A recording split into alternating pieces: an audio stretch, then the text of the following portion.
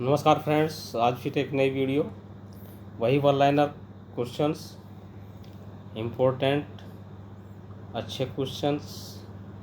ध्यानपूर्वक पढ़िए, देखते रहिए, सुनते रहिए। पॉसिबल है तो कॉपी और कलम भी लेकर बैठिए, लिखते रहिए।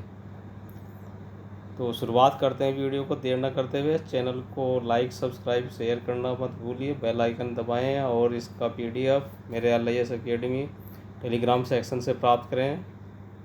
तो शुरुआत करते हैं आज की वीडियो का। राजस्थान का राज्य केंद्रीय पुस्तकालय कौन सा है? तो राधा कृष्णन राज्य केंद्रीय पुस्तकालय है। राधा कृष्णन राज्य केंद्रीय पुस्तकालय कहाँ स्थित है? तो जयपुर में है। राधा कृष्णन राज्य केंद्रीय पुस्तकालय की स्थापना कब हुई थी? 15 अगस्त 1956 को। राधा कृष्णन राज्य लाइब्रेरी पुस्तकालय का वर्तमान अध्यक्ष कौन है? डॉक्टर राजेंद्र यादव। 2020 का क्वेश्चन है। राजेंद्र यादव हो सकता है चेंज हो गया हो। केंद्रीय संग्रहालय या अल्बर्ट हॉल म्यूजियम कहाँ स्थित है? तो जयपुर में है। केंद्रीय ग्रंथालय या अल्बर्ट हॉल म्यूजियम की स्थापना हुई थी 1876 में। राजस्थान पुरातत्व संग्रहालय स्थित है जयपुर में। राजस्थान पुरातत्व संग्रहालय विभाग की स्थापना हुई थी 1950 में।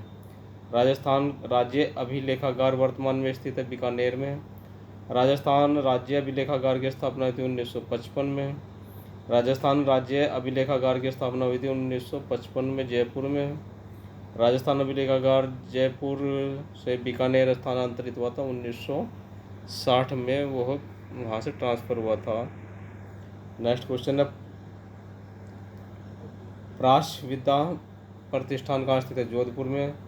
प्राच्य विद्या प्रतिष्ठान की स्थापना हुई थी 1955 में। अरबी फारसी शोध संस्थान कहाँ स्थित है? टोंक में। अरबी फारसी शोध संस्थान की स्थापना हुई थी 4 दिसंबर 1978 को। नगर श्री लोक संस्कृति शोध संस्थान कहाँ स्थित है? चूरू में। नगर श्री लोक संस्कृति शोध संस्थान की स्थापना कब हुई थी? 1964 में। सर छोटू राम स्मारक संग्रहालय कहाँ स्थित है? संगरिया हनुमानगढ़ में। डाल म्यूजियम कहाँ स्थित है? जयपुर में। सरस्वती महल पुस्तकालय कहाँ है? सीकर में। डाल म्यूजियम की स्थापना हुई थी 1979 में। नेक्स्ट क्वेश्चन है, जब किसी प्रविष्टि या शीर्षक किसी पुस्तक के विशिष्ट विषय को व्यक्त करता है तो उसको कहा जाता है विषय सूची। लेखक का और शीर्षक सूची में सम्मिलित रूप कहलाता है नाम सूची। शब्दकोश सूची या डिक्शनरी कैटलॉग का पिता कहा जाता है चार्ल्स एमी कटर को। पुस्तकालय सूची के उद्देश्यों का वर्णन किया है चार्ल्स एमी कटर ने। श्रृंखला प्रक्रिया किस प्रकार की प्रक्रिया है? यह यांत्रिक प्रक्रिया है। श्रृंखला प्रक्रिया के कितने चरण होते हैं? तो 6 चरण होते हैं। एक ऐसी कड़ी जिसमें कोई अर्थ नहीं होता, जिसकी समाप्ति निम्नलिखित से होती तथा जैसे कॉमा, सेमीकोलन, डॉट, दशा संबंध प्रतिनिधित्व करने वाली उस कड़ी को कहते हैं मिथ्या कड़ी कहते हैं उसको। ऐसी कड़ी जिसके अंतर्गत पाठ्य सामग्री संपादित अथवा पाठकों को संभावना न हो, उस कड़ी को क्या कहते हैं? हम अखोज कड़ी कहा जाता है उस कड़ी को। ठीक है दोस्तों, उसको कहते हैं खोज कड़ी। उस कड़ी को क्या कहते हैं? जिसमें मिथ्या न हो, न विलीय थे और न अखोज हो, जिससे पाठ्य सामग्री खोज की संभावना, तो उसको कहते हैं हम खोज कड़ी कहते हैं। श्रृंखला प्रक्रिया में विलुप्त एकल से संबंधित रिक्तिका वाली कड़ी को क्या कहते हैं? विलुप्त कड़ी कहा जाता है। नेक्स्ट क्वेश्चन है, कोलन क्लासिफिकेशन में एक से अधिक प्रणालियों की विधि को दर्शाया जाता है मुख्य वर्ग के साथ, चिन्ह के साथ, रोमन कैपिटल जोड़कर। कोलन क्लासिफिकेशन के किस संस्करण काल में एकल के डॉट के स्थान पर उद्धरण चिन्ह का प्रयोग किया गया था? वह था 6ठे पुनर्संशोधित संस्करण में। कोलन क्लासिफिकेशन के 6ठा संशोधित संस्करण कितने भागों में विभाजित है? 3 विभाग में वह विभाजित है। कोलन क्लासिफिकेशन का हिंदी संस्करण किस वर्ष प्रकाशित हुआ था? किसने प्रकाशित किया था? तो ये 1939 में प्रकाशित हुआ और प्रभु नारायण गौड़ ने इसको प्रकाशित किया था। कोलन क्लासिफिकेशन मुख्य वर्ग HX किससे संबंधित है? वह खनन विज्ञान से संबंधित है। कोलन क्लासिफिकेशन मुख्य वर्ग C भौतिक शास्त्र को कैसे विभाजित किया जाता है? तो परंपरागत वर्ग के रूप में विभाजित किया गया है। 1933 में कोलन क्लासिफिकेशन में हाइफन डिवाइस का प्रयोग होता है subject device super imposition device के रूप में, SID की शॉर्ट फॉर्म में सुपर इम्पोजिशन डिवाइस। DDC के हिंदी संस्करण के संपादक का नाम है PN गौड़। कोलन क्लासिफिकेशन के किस संस्करण के पक्ष परिसूत्र का प्रयोगात्मक तौर पर प्रयोग किया गया है? तो तृतीय संस्करण। कोलन क्लासिफिकेशन में डॉक्टर रंगनाथन द्वारा मिश्रित अंकन का प्रयोग किया गया है प्रथम संस्करण में। कोलन क्लासिफिकेशन के किस संस्करण के द्वारा दशा संबंध का प्रयोग किया गया? तो प्रथम संस्करण के द्वारा किया गया। कोलन क्लासिफिकेशन के किस संस्करण के द्वारा ग्रंथ परक परिसूत्र या बुक नंबर फार्मूला प्रारंभ हुआ? तो प्रथम संस्करण के प्रकाशित हुआ है। कोलन क्लासिफिकेशन के किस संस्करण द्वारा आवर्तन एवं स्तर का प्रयोग किया गया? तो चतुर्थ संस्करण में है। कोलन क्लासिफिकेशन के किस संस्करण में रंगनाथन ने ग्रीक वर्णों का प्रयोग किया था? छठे संस्करण में। कोलन क्लासिफिकेशन के किस संस्करण में रंगनाथन ने ग्रंथालय के प्रगतिशील सिद्धांत का प्रयोग किया था? तो सातवां संस्करण में किया था। दो बिंदु पद्धति छठा संशोधित संस्करण की अनुसूची का वाणिज्य शताब्दी का प्रतिनिधित्व करता है, 16वीं शताब्दी का प्रतिनिधित्व करता है। पुस्तकालय शब्द की उत्पत्ति लैटिन भाषा के शब्द से हुई है, लाइबर से। पुस्तकालय शब्द की उत्पत्ति किस भाषा के शब्द से हुई है? लैटिन भाषा से। लाइब्रेरी एडमिनिस्ट्रेशन कब प्रस्तुत किया गया था? 1935 में। लाइब्रेरी एडमिनिस्ट्रेशन किसकी पुस्तक है? Doctor SR. रंगनाथन की है। पुस्तक सेवा की त्रिमूर्ति कहा जाता है पुस्तक, पाठक और कर्मचारी को। एफआईडी को कब भंग किया गया था? 2002 में एफआईडी को भंग किया गया था। परिग्रहण पंजिका पुस्तकालय का कौन सा अभिलेख है? स्थायी या परमानेंट डॉक्यूमेंट है। आरएफआईडी का पूरा नाम है radio frequency identification device. DDC के कितने संस्करण प्रकाशित हो चुके हैं? तो 23 संस्करण डीडीसी के अब तक प्रकाशित हो चुके हैं। ठीक है फ्रेंड्स, डीडीसी का 2 खंडों में प्रकाशन कब हुआ था? तो 16वीं संस्करण में हुआ था डीडीसी का। यूडीसी का अब तक कितने संस्करण प्रकाशित हो चुके हैं? 7। 5 मूलभूत पक्षों की अवधारणा का प्रयोग किया गया है कोलन क्लासिफिकेशन में या सीसी में। Shares list of subject heading का वर्तमान संस्करण कौन सा प्रकाशित हुआ? 22वां। इस जर्नल के बैंक वॉल्यूम के एक्सेस को क्या कहते हैं? हम परपेंचुअल एक्सेस कहते हैं। सूचना विज्ञान का अर्थ हाफ लाइफ है, प्रचलन की दर। गजट किसके बारे में सूचना देता है? तो ऑफिशियल घोषणाओं के बारे में या कार्यालय घोषणाओं के बारे में वह सूचना देता है। श्रृंखला प्रक्रिया के शीर्षकों के निर्माण में कितने चरण होते हैं? तो 6 चरण वाली प्रक्रिया है। परिनेटल कैटलॉगिंग शब्द का प्रयोग सर्वप्रथम किसने किया था? तो क्या था? Doctor SR. रंगनाथन ने। यूनिट्रम इंडेक्स कब और किसके द्वारा विकसित की गई थी? तो दोस्तों 1953 में डॉक्टर मोर्टिमर टोबे के द्वारा यह विकसित की गई थी। क्लासिफाइड कैटलॉग कोड CCC के बाईं ओर के हिस्से को किसके लिए छोड़ा जाता है? तो यह क्रॉस रेफरेंस एंट्री के लिए CRE जिसको शॉर्ट में बोलते हैं उसके लिए छोड़ा जाता है। नेक्स्ट क्वेश्चन है ISBD का निर्माण करने वाली संस्था का नाम क्या है? तो इफ्ला है।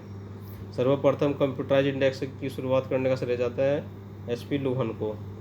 इन्फिनिनेट पुस्तकालय नेटवर्क का निर्माण किसके द्वारा किया गया था? तो वह उसका मुख्यालय है 1991 में अहमदाबाद। नेक्स्ट क्वेश्चन है इंटरनेट का विकास किसके द्वारा किया गया था? तो दोस्तों इंटरनेट का विकास US डॉट के द्वारा किया गया था। इंसडॉक की स्थापना किस वर्ष हुई थी? 1952 में। यूनेस्को की स्थापना किस वर्ष हुई थी? तो फ्रेंड्स यूनेस्को की स्थापना 1946 में हुई थी। इंटरनेशनल फेडरेशन FID की स्थापना किस वर्ष हुई थी? तो FID की जो स्थापना हुई थी वह हुई थी 1895 में। CDS-ICS जो सॉफ्टवेयर है किसके द्वारा डेवलप किया गया था? तो जो है यूनेस्को के द्वारा किया गया था। डिक्शनरी का निर्माण करने वाले को क्या कहा जाता है? तो उसको लेक्सिकोग्राफर कहा जाता है। ISO 9960 का संबंध है standard encoding on CD-ROM। OSCLC का नेटवर्क कहाँ स्थापित है? तो ओहियो USA में स्थापित है OSCLC का नेटवर्क। वन प्लेस थ्योरी का निर्माण किस वर्गीकरण पद्धति से संबंधित? तो वह विषय निर्माण पद्धति से संबंधित है। कौन सी वर्गीकरण पद्धति है जिसमें ज्ञान जगत का विभाजन पक्षात्मक सिद्धांत के आधार पर किया गया है? वह द्विबिंदु वर्गीकरण पद्धति है। ज्ञान जगत पद्धति में ज्ञान जगत का मुख्य वर्गों में वर्गीकरण लाइब्रेरी ऑफ कांग्रेस किस वर्गीकरण के पद्धति के आधार पर किया गया है? तो यह किया गया है कांग्रेस के द्वारा विस्तृत वर्गीकरण पद्धति के। कौन सी वर्गीकरण पद्धति है जिसने ज्ञान जगत का विभाजन साइंटिफिक एंड एजुकेशनल कॉन्शियस के आधार पर किया हुआ? ग्रंथ सूची वर्गीकरण पद्धति है। दशमलव वर्गीकरण पद्धति में फर्स्ट समरी में कितने शामिल होते हैं? तो मुख्य 10 वर्ग इसमें शामिल होते हैं। नेक्स्ट क्वेश्चन है दशमलव वर्गीकरण पद्धति में सेकंड समरी में क्या शामिल होता है? तो 100 100 यानी कि उप विभाजन होते हैं, 10 मेन होते हैं, फिर 100 हो गए, फिर बाद में 1000 हो जाते हैं। दशमलव वर्गीकरण पद्धति में थर्ड समरी में शामिल होता है 1000 सेक्शन, और जब उसको काउंट कर लिखेंगे तो 100 उसको प्रोनाउंसिएशन होगा, जैसे 100 को 100, 1000 को 100। मुख्य वर्गों में 21 वर्गीकरण पद्धति में ज्ञान जगत का लाइब्रेरी ऑफ कांग्रेस विभाजन किया गया जो है ए से जेड तक। रंगनाथन द्वारा विषय निर्माण की 2 अन्य विधियों आसवन एवं विलियन को कब जोड़ा गया था? 1960 में जोड़ा गया था। किस वर्गीकरण पद्धति में विषय जगत की संरचना सामान्य से विशिष्ट की ओर अग्रसर होती है? ये सिद्धांत को अपना गया है, तो यह अपना गया था सार्वभौम वर्गीकरण पद्धति, जिसको हम शॉर्ट में यूडीसी भी कहते हैं। नेक्स्ट क्वेश्चन है, ज्ञान जगत की विशेषताओं में क्या शामिल होता है? उसमें गतिशीलता, बहुआयामी और अंतरहीन विकास शामिल होता है।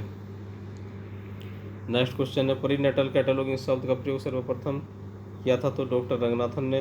यूनिटर्म इंडेक्स कब और किसके द्वारा विकसित किया गया? तो यूनिटर्म इंडेक्स 1953 में विकसित किया गया और मार्टिमर टोपे के द्वारा विकसित किया गया है।